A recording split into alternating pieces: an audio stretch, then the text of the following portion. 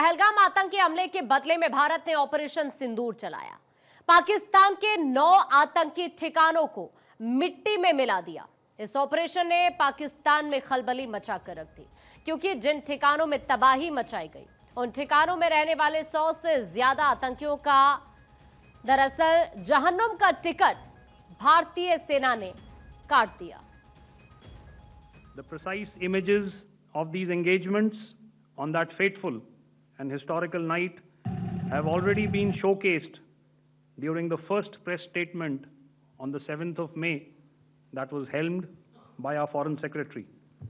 I have no doubt in my mind that we achieved total surprise, and those strikes across those 9 terror hubs left more than 100 terrorists killed, including high-value targets such as Yusuf Azhar, Abdul Malik Rauf, and Mudassir Ahmed that were involved in the hijack of IC-814 and the Pulwama blast.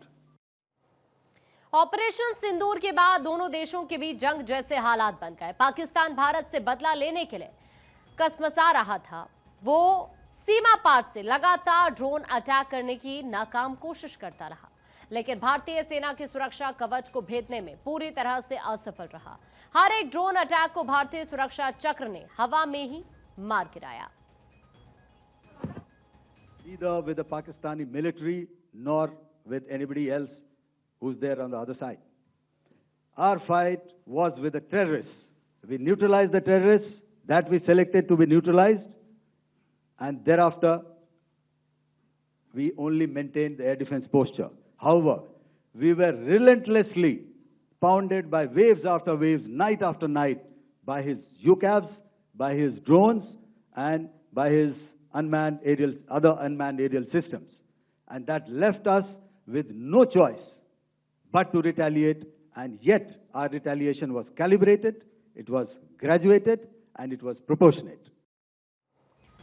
Bharat की इस कामयाबी से पाकिस्तान सबसे ज्यादा बौखलाया। वो LOC पर सेना की कार्रवाई से बचने के लिए लगातार गोलीबारी करता रहा, लेकिन उसके बाद भी जब कुछ नहीं हुआ तो दुनिया के सामने भारत की तरफ से हो रही कार्रवाई से बचने के लिए गिड़गिड़ाने लगा। वो अपने ही नागरिकों को अपनी सुरक्षा के लिए ढाल बनाने लगा। वो अपने नागरिक विमानों को जंग वाले एयर स्पेस में लाकर भारत की सैन्य कार्रवाई से बचने लगा। सोचिए, जब जंग जैसे हालात होते हैं तो दुनिया अपने नागरिकों की सुरक्षा करती है, लेकिन पाकिस्तान जैसा मुल्क अपने ही नागरिकों की सुरक्षा को खतरे में डाल देता है। पाकिस्तान का गैर जिम्मेदाराना व्यवहार फिर से सामने आया। 7 मई 2025 को रात 8:30 बजे एक असफल अकारण ड्रोन और मिसाइल हमला करने के बावजूद पाकिस्तान ने अपना नागरिक हवाई क्षेत्र बंद नहीं किया। पाकिस्तान अपने नागरिक विमानों को ढाल के रूप में इस्तेमाल कर रहा है, जबकि उसे अच्छी तरह से पता है कि भारत पर उसके हमले से हवाई रक्षा की तीव्र प्रतिक्रिया होगी। ये सब करके भी पाकिस्तान बच नहीं पाया। वो ना तो अपने आतंकी अड्डों को छिपा पाया और ना ही आतंकी अड्डों को बचा पाया, क्योंकि भारत की तीनों सेनाओं की तैयारियों के आगे आतंकिस्तान के अड्डे बारूदी बमों से बर्बाद हो गए। उसके निशान दुनिया देख रही है, और जो लोग सबूत मांग रहे हैं वो लोग सेना के इस जवाब को सुन सकते हैं। Our fight was neither with the Pakistani military nor with anybody else who's there on the other side. Our fight was with the terrorists. We neutralized the terrorists that we selected to be neutralized, and thereafter we only maintained the air defense posture. However, we were relentlessly pounded by waves after waves, night after night, by his UCAVs, by his drones, and by his other unmanned aerial systems. And that left us with no choice but to retaliate, and yet our retaliation was calibrated, it was graduated, and it was proportionate. वैसे operation Sindoor के दौरान भारतीय सेना के train crew ने Pakistani air defence system और 3 radar base को तबाह कर दिया, जबकि हमारी जमीन पर पाकिस्तानी हमलों से कोई नुकसान नहीं हुआ है। इसके साथ ही सेना ने अपनी प्रेस कॉन्फ्रेंस में बताया कि पाकिस्तान को इस जंग में भारी नुकसान उठाना पड़ा है। पाकिस्तान के जेट को भी मार गिराने में कामयाबी मिली है। It had the desired effects on the enemy targets. How many casualties? How many injuries? Well, to start with, our aim was not to inflict casualties, but in case there have been, it is for them to count. Our job is to hit the target, not to count the body bags. As I said, their planes were prevented from coming inside our border. All right. So we do not have the wreckage with us, but definitely we have downed a few planes. Numbers, we would not like to hazard a guess out here. Okay. I have the numbers, okay, and we are getting into the technical details of it to establish it. So I would not like to put a figure at this time, but definitely there are losses from their side which we have inflicted.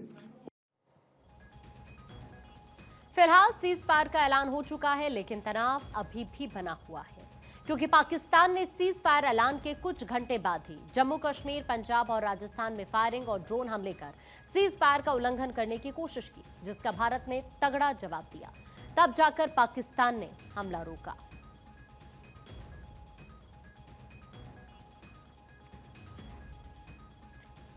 तो देखिए, आपको बता दें कि जैसे he cease fire को लेकर ऐलान होता है, उसके बावजूद भी पाकिस्तान अपनी हरकतों से बाज नहीं आता।